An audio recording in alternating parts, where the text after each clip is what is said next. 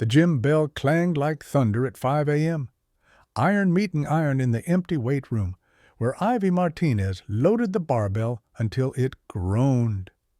By 7 a.m., a different bell chimed, delicate, apologetic, as the diner door swung open, and she traded deadlifts for dish duty, muscles still burning under her borrowed uniform. She didn't glide between tables with a practiced smile or soften her edges for tips. She moved like a woman built to survive, carrying 4 loaded plates on one rippling forearm while her free hand steadied a coffee pot. The regulars whispered she looked like a bodyguard, too strong to be a waitress, as if muscle disqualified her from needing work, from needing anything. They saw the shoulders that strained her uniform sleeves, the forearms carved with veins that mapped years of lifting her way out of despair, and decided she was too much, too powerful to pity, too poor to respect. What they didn't see was the shelter cot she slept on just 6 blocks away, the backpack containing everything she owned, the tips counted in singles that never added up to rent. The city had taught Ivy that being strong meant being invisible, that nobody saved women who looked capable of saving themselves. She believed it until the night she heard the scuffle in the alley. Expensive shoes scraping pavement, low threats, desperation masked as bravado. When she rounded the corner and saw 3 men pinning someone against the brick, her body moved before her mind could calculate consequences. Her fist connected with the first attacker's jaw, her forearm slammed the second into the dumpster, and suddenly the alley was empty except for her and a man in a suit worth more than everything she'd ever owned, staring at her like she'd rewritten every rule he knew. The shelter lights cut out at 10, plunging 50 women into a darkness that offered no privacy, no peace. Ivy lay on cot number 32, backpack clutched against her ribs like armor, listening to the symphony of survival, snoring, crying, whispered prayers to gods who'd stopped listening months ago. The woman beside her muttered about eviction notices in her sleep, while someone 3 rows over coughed with the wet rattle of lungs that had given up fighting. Ivy counted ceiling tiles until her eyes burned, waiting for dawn like a prisoner marking time until parole. 4:30 came before mercy did. She rolled off the cot, stuffed her few belongings deeper into her pack, and slipped past the night supervisor who'd stopped bothering to track early departures. The streets were still dark, the city holding its breath before exhaling chaos, and Ivy moved through shadows toward the only place that remembered her name meant something. Chen left the gym's side entrance unlocked. 2 knocks, 1 creak, sanctuary. Inside, the weight room smelled like rubber and redemption, iron plates stacked in perfect rows that didn't judge her for sleeping in a shelter or serving coffee to men who looked through her. She loaded the barbell until it bowed, dropped into her first set of squats, and let the burn in her quads silence every voice that had ever called her too much. Here, her body wasn't a problem to apologize for. It was proof she hadn't surrendered. That transformation was still possible if she bled for it. By 6:40, she was showering in the locker room, pulling on her diner uniform, hiding her backpack in locker 17 like evidence of a crime.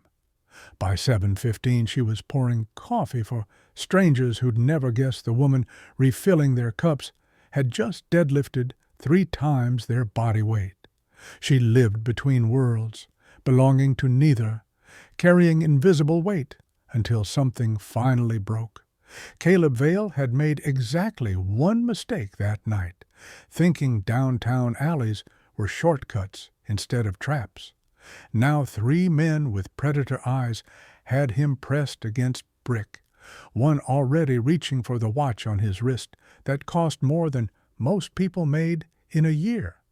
He'd started calculating whether his pride was worth the bruises when a shadow moved at the alley's mouth, broad-shouldered and deliberate, backlit by the diner's neon sign.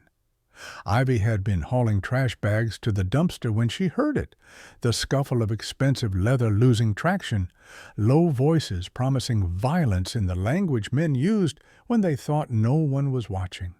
Her body moved before her brain finished processing, muscles coiling with the same instinct that had kept her alive through every shelter, every street corner, every moment the world decided she was disposable.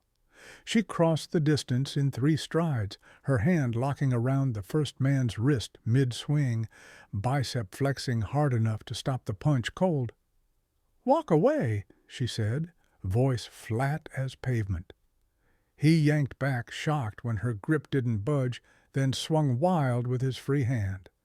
Ivy pivoted, used his momentum to slam him into the dumpster with a crash that echoed like a bell. The second man lunged. She caught him with a forearm across the chest that dropped him gasping to his knees, air rushing out like punctured tires. The third froze, eyes widening at the woman who looked carved from something harder than the city itself, then scrambled after his friends into the shadows. Silence settled heavy. Ivy turned to the man against the wall, tailored suit, bleeding eyebrow, hands still raised like he was bracing for impact that never came. She didn't wait for gratitude, just pulled the clean bar towel from her apron. "You're bleeding," she said, already stepping closer while his eyes tracked her like she'd rewritten physics. Caleb walked into the diner 3 days later wearing a different suit, but the same cautious look men got when the world stopped making sense. Ivy was balancing 6 plates on her arms when she spotted him sliding into booth 7, the corner seat where businessmen liked to pretend they were slumming while their drivers waited outside. She finished her delivery, wiped her hands on her apron, and approached with the coffee pot like nothing had happened, like she hadn't rearranged 3 men's faces to save his. "Coffee?" she asked, already pouring before he answered. "I came back to say thank you," Caleb said, watching her hands, steady, capable, scarred across the knuckles in ways waitressing didn't explain. "And to ask why you didn't stay." Most people would have. Waited for gratitude? Ivy set the pot down harder than necessary. "I had trash to finish. You had a split eyebrow. We both survived." He studied her the way people examined art they didn't understand, curious, unsettled, trying to find the angle that made it make sense. "I'm Caleb Vale. I know who you are," she interrupted, refilling the napkin dispenser without looking at him. "Your company's name is on half the buildings downtown. You want the breakfast special, or are you here to make this weird?" Something shifted in his expression. Amusement, maybe respect. "The special, and a conversation if you've got 5 minutes. Ivy glanced at her manager hovering near the register, then back at the man who looked at her like she was a person instead of a problem. "I've got 3, she said, sliding into the booth across from him before she could second-guess survival instincts that had kept her alive this long. Make them count. Beatrice Ashford arrived at the diner like winter, cold, inevitable, designed to make everything smaller in her presence. She wore white that cost more than Ivy's yearly tips, heels that clicked against linoleum like a countdown, and the kind of smile that didn't reach anywhere near her eyes. The hostess practically genuflected, leading her to booth 7, where Caleb sat nursing his 3rd coffee in as many days, looking like a man who'd forgotten why he'd come but couldn't make himself leave. "Darling," Beatrice said, sliding in without invitation, her gaze sweeping the diner like she was cataloging evidence for a lawsuit. "This is where you've been hiding? I thought you'd taken up charity work." "Not slumming." Ivy approached with the coffee pot, feeling Beatrice's eyes track her like a predator measuring prey. She'd seen that look before. the kind of appraisal that reduced people to parts, calculating worth in aesthetics instead of survival. Attachment. Coffee? Ivy asked, voice professionally neutral. Beatrice's smile sharpened. God, no. I don't drink anything from places with laminate tables. Her eyes traveled deliberately down Ivy's frame, lingering on shoulders that strained her uniform, forearms roped with muscle, hands scarred from weights and dishwater. Caleb, is this the bodyguard you mentioned? I assumed you'd hired someone. I didn't realize she— the pause was surgical— worked here. She has a name, Caleb said quietly. I'm sure she does. Beatrice tilted her head like Ivy was a curiosity behind glass. Tell me, do you compete? Bodybuilding, I mean. You certainly have the physique for it. Very masculine. Very strong. Each compliment landed like an insult wrapped in silk. Ivy set the coffee pot down with controlled precision. Will that be all? She asked, meeting Beatrice's gaze with the same flat calm she'd used in the alley, the same refusal to flinch that had kept her breathing through every shelter, every rejection, every moment someone decided she was too much to matter. The invitation came written on cardstock thicker than the shelter's blankets, formal, printed, impossibly out of place when Caleb slid it across the diner counter at closing time. It's a wine tasting, he said. Like that explained why a billionaire was inviting a homeless waitress into his world. Private, just a few people. I thought you might— Might what? Ivy asked, still wiping down tables, not looking at the invitation because looking meant considering, and considering meant hope, and hope was a luxury she'd stopped carrying. Enjoy yourself, he finished, and something in his voice made her finally meet his eyes.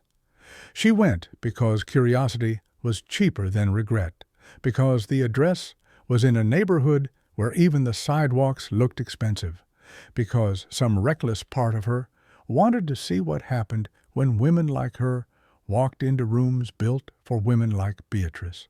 The penthouse elevator opened directly into his apartment, all glass and marble and furniture that looked like it might shatter under the weight of real life.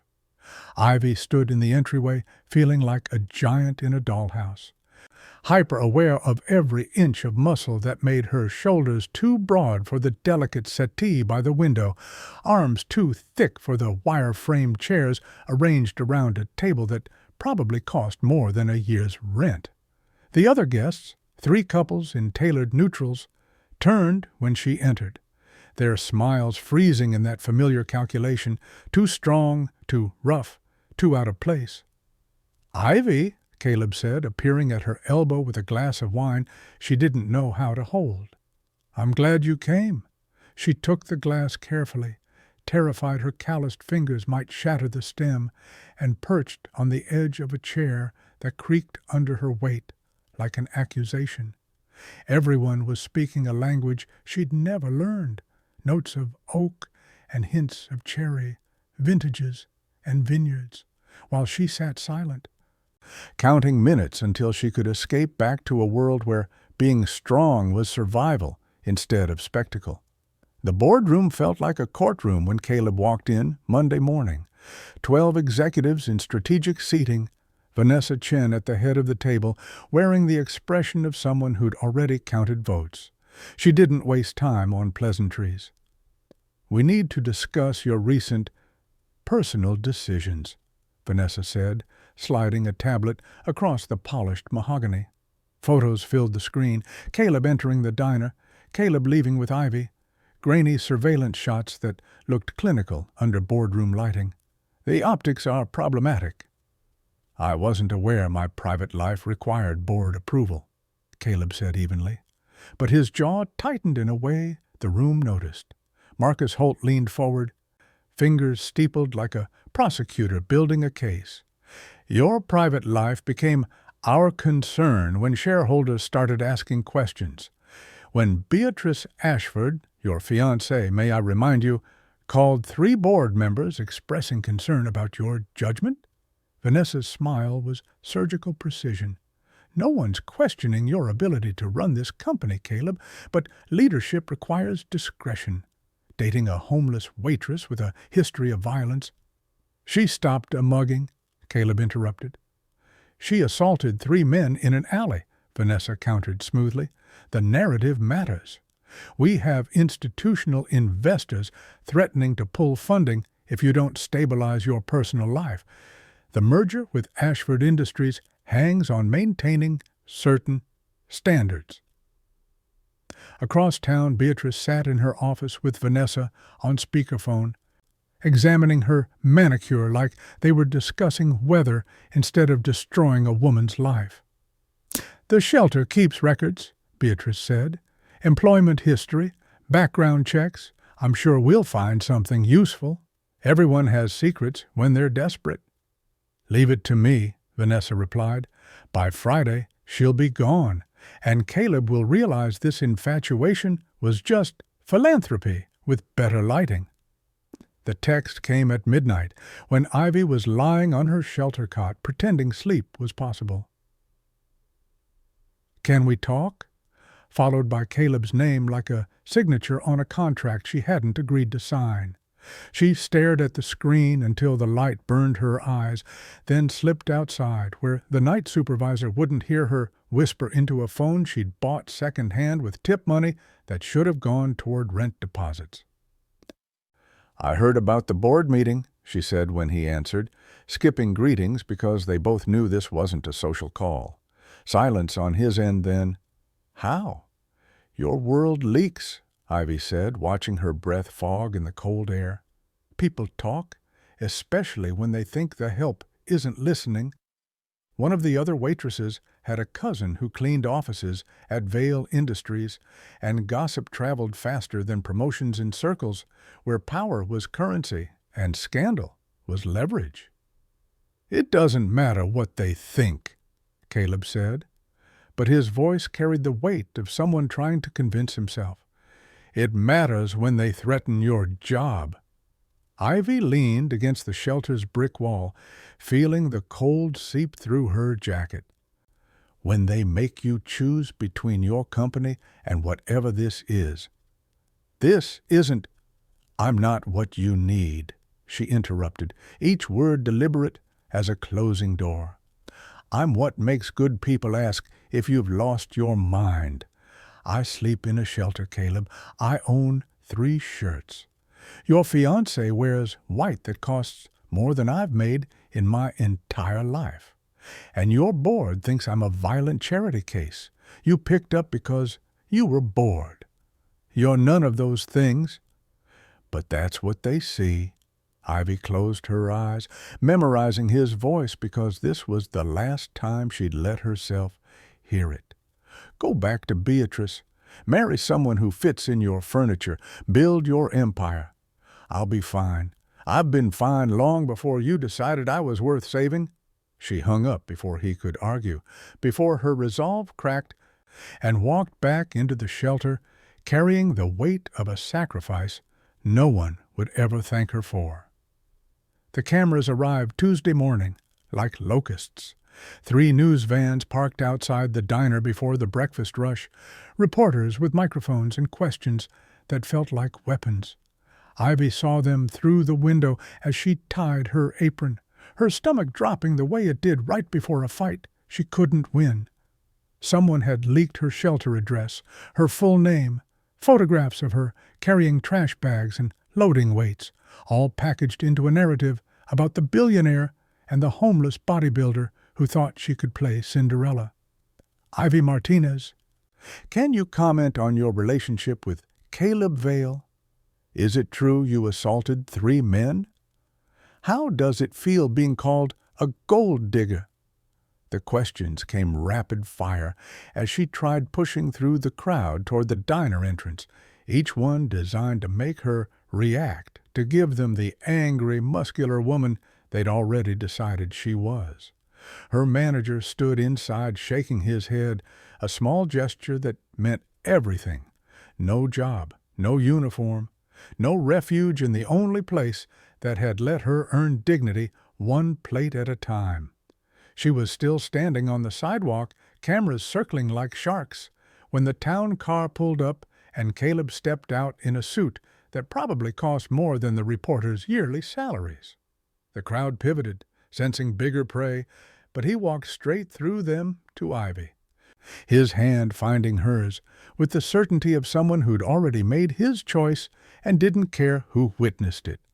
"Mr. Vale, is it true the board demanded you end this relationship?" "Mr. Vale? What about Beatrice Ashford?" He turned to face the cameras, still holding Ivy's hand, and spoke with the controlled precision of a man addressing shareholders instead of tabloids. "I resigned from Vale Industries this morning. The board can find a CEO who values profit over people. I choose differently." His eyes met Ivy's, and something in his expression looked like freedom. "I choose her." The wedding happened in the gym where Ivy had spent mornings rebuilding herself. No cathedral, no society photographers, just Chen sweeping confetti off rubber mats while 50 women from the shelter filled folding chairs borrowed from the community center. Ivy wore a dress that had been tailored 3 times to accommodate shoulders that wouldn't apologize, and Caleb stood at the makeshift altar looking at her like she'd invented gravity instead of just surviving it. When they kissed, the weight room erupted in cheers that echoed off iron and concrete, the kind of celebration that belonged to people who understood what it meant to choose love over logic, worth over wealth. 6 months later, they opened the foundation on a downtown corner that had been abandoned so long the city had forgotten it existed. What had once been an auto garage became a commercial kitchen with industrial stoves, storage for non-perishables, and a dining hall where homeless women could cook, eat, and rebuild dignity one meal at a time. Ivy ran it wearing the same apron she'd worn at the diner, her muscles now carrying produce boxes and 100-pound flour sacks instead of shame, teaching other women that strength was currency when the world tried to make you invisible.